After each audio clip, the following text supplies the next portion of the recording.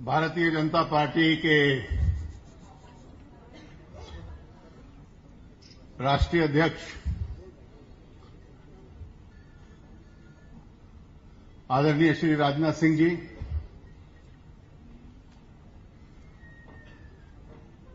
गुजरात के मुख्यमंत्री और आज से पार्टी की केंद्रीय प्रचार और अभियान समिति के अध्यक्ष श्री नरेंद्र भाई मोदी, गोवा के मुख्यमंत्री माननीय श्री मनोहर पार्रिकर जी, उप मुख्यमंत्री जी, पार्टी के राष्ट्रीय संगठन मंत्री श्री रामलाल जी, श्री अनंत कुमार जी, बहन स्मृति ईरानी जी,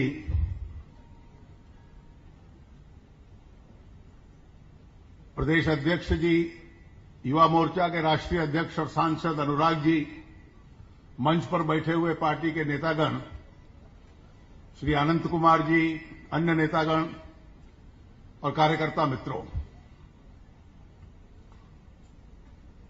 मैं सबसे पहले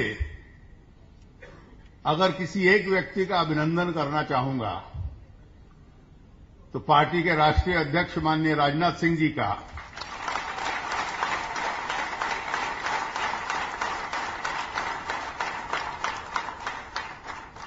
आज उन्होंने इस देश की राजनीति को एक नया मोड़ दिया है।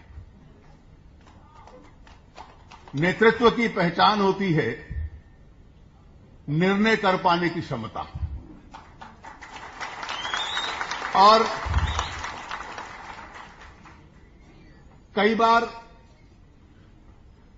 निर्णय कर पाना चुनौतीपूर्ण काम होता है, और एक ऐसा राजनीतिक दल जो भारतीय जनता पार्टी जितना विशाल हो, और हमारा दल कोई एक राजनीतिक परिवार के हाथों में नहीं है। जो दल राजनीतिक परिवारों के हाथों में है वहां निर्णय बहुत सरल होता है। जब व्यक्ति पैदा होता है तो लोग जान जाते हैं कि नेता बनेगा।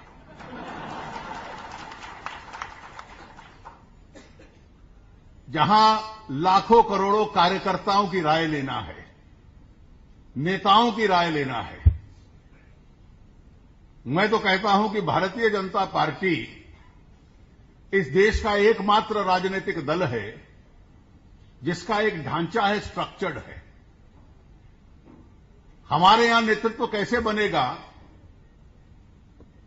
ये तय तो पार्लियामेंट्री बोर्ड या व्यक्तित्व करते हैं, लेकिन लाखों की राय ली जाती है।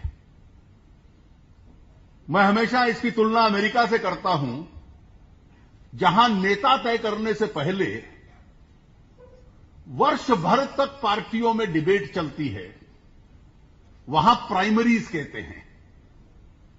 हिंदुस्तान में ऐसी व्यवस्था नहीं है, लेकिन जिस निर्णय के साथ पार्टी के लाखों करोड़ों कार्यकर्ताओं की भागीदारी जिसमें हो, आज चुनाव की बागडोर मोदी जी के हाथों में देकर कि आप नेतृत्व करिए इस अभियान का, इसका संचालन कीजिए और चुनाव अभियान समिति के अध्यक्ष की जिम्मेवारी निभाइए, आपने उस भावना को एक चेहरा दिया है जो इस देश में केवल भारतीय जनता पार्टी के कार्यकर्ताओं की भावना नहीं है, ये देश के करोड़ों लोगों की भावना भी है। मैं आदरणीय राजनाथ सिंह जी के साथ साथ इस जिम्मेवारी के लिए श्री नरेंद्र मोदी जी का भी हार्दिक अभिनंदन करता हूं। लेकिन ये जिम्मेवारी एक चुनौती है। चुनौती इसलिए है कि इस देश की जनता की भावना इस वक्त ये है कि कांग्रेस को केंद्र की सत्ता से उखाड़कर बाहर फेंक दिया जाए। और उसका कारण भी है। पहला कारण यह है, यह देश अपने आप को बेचारा और नेतृत्वहीन महसूस कर रहा है।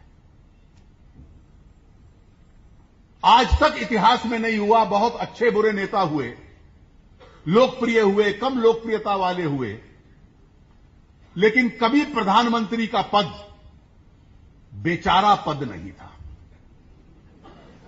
वो हंसी मजाक विनोद व्यंग का कभी टारगेट नहीं था।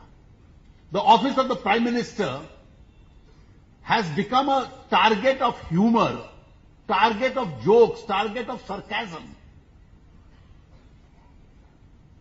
कभी देश का नेतृत्व, जो प्रधानमंत्री का व्यक्तित्व होता है, ये देश किस गति पे प्रगति करेगा, उसका विश्वास उसमें से उभरता है। आज कितने साल हो गए स्वास्थ्य की वजह से श्री अटल बिहारी वाजपेयी इस देश की राजनीति में सक्रिय नहीं है, लेकिन उनका नाम बाद में लिया जाता है, लोगों में उत्साह और ताली पहले बजती है। ये नेतृत्व की छाप होती है। These are the footprints of leadership. Congress ने इस देश को नेतृत्वहीन कर दिया है। निर्णय न ले पाना, थोड़ी सी आलोचना हुई तो नीचे निर्णय से पीछे हट जाना, प्रधानमंत्री को पद दे दिया लेकिन अधिकार नहीं दिए। प्रधानमंत्री केवल देश का नहीं, दल का भी स्वाभाविक नेता होता है। ऐसा प्रधानमंत्री जो ना देश का नेता है ना दल का नेता है, वो कभी देश को नेतृत्व नहीं दे सकता। इसलिए एक ताकत वाले दमदार नेतृत्व की इस देश को जरूरत है। अर्थव्यवस्था चरमरा रही है। कितने सालों तक हम शोकेस करते थे इस देश को कि दुनिया आके हमारे देश में निवेश करे। आज निवेश का अकाल पड़ रहा है। यह परिस्थिति देश की है। हमारे उद्योगपति कहते हैं कि बेहतर होगा कि हम बाहर चले जाएं। कल मुख्यमंत्री मनोहर जी के साथ यहां के उद्योग के लोग हमें मिले थे। उत्साह नहीं, उदासी थी। राज्य सरकार हमारी मदद कर रही है, लेकिन केंद्र क्या करेगा हमें मालूम नहीं। जो उनकी पूंजियां हैं, अगर बचाकर इस देश में और इस राज्य में ना लगवाई तो फिर किसी इंडोनेशिया और चाइना की तरफ वो देखना शुरू कर देंगे। कीमतें आसमान छू रही हैं, किसान की परिस्थिति खराब है, गरीब की गरीबी बढ़ती जा रही है और भ्रष्टाचार चरम सीमा पर है। और भ्रष्टाचार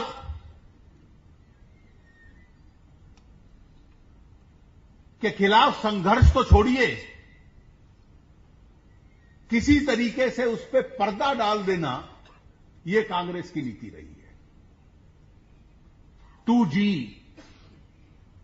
जेपीसी की जांच पूरी ना होने दी जाए, कोयला घोटाले में बार बार दखलंदाजी की जाए। पहले तो था कि सुप्रीम कोर्ट जाती हुई स्टेटस रिपोर्ट को बदला जाए। अब जिनको सीबीआई चाहती है अधिकारियों की जांच हो, उन अधिकारियों को जांच की अनुमति नहीं देगी सरकार। जांच एजेंसीज का दुरुपयोग, सीबीआई का दुरुपयोग, एनआईए का दुरुपयोग और जिस प्रकार की नियुक्तियां ह्यूमन राइट्स कमीशन ऐसी संस्थाओं में की जा रही हैं, कोई प्रेरणा नहीं देती। हर एक लोकतांत्रिक संस्था के साथ खिलवाड़।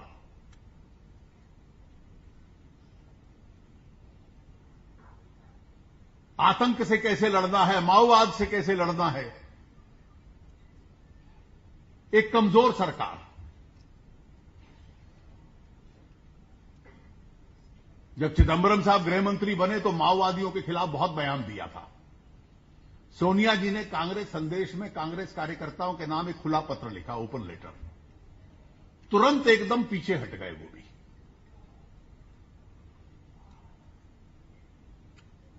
ये परिस्थिति है कि अभी छत्तीसगढ़ में जो घटना हुई, क्या प्रश्न उठ रहे हैं?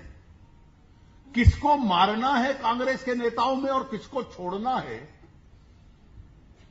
किसके प्रति सख्त नरम रुख है, किसके प्रति नरम रुख है, ये माओवादी तय कर रहे हैं। और सच्चाई सामने ना आ पाए, इसके लिए पर्दा डालने के लिए एनआईए को वहां भेज दिया गया। इतिहास में शायद सबसे भ्रष्ट सरकार यह होगी। मैं मानता हूं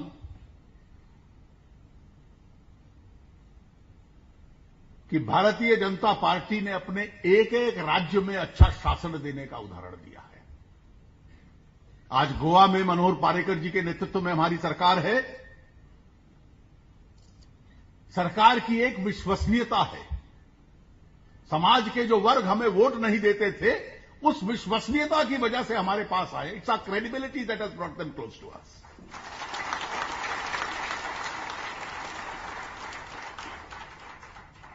गुजरात की तुलना करें तो आज गुजरात जिस दर पे प्रगति कर रहा है, उसकी क्या किस राज्य के साथ तुलना करें? उसकी तुलना तो चाइना के ग्रोथ रेट के साथ होती है।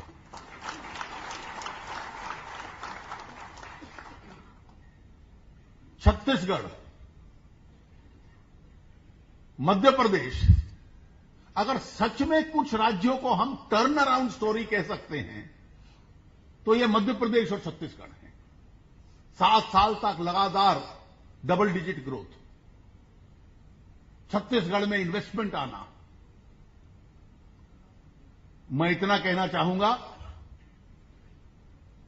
कि जो सचमुच इस सरकार के खिलाफ है कांग्रेस के, हर एक का दायित्व बनता है कि भारतीय जनता पार्टी के नेतृत्व को स्वीकार करके इस वर्ष के अंत तक या अगले वर्ष के आरंभ में जब चुनाव होगा, कांग्रेस की इस सरकार को उखाड़कर बाहर फेंक दें।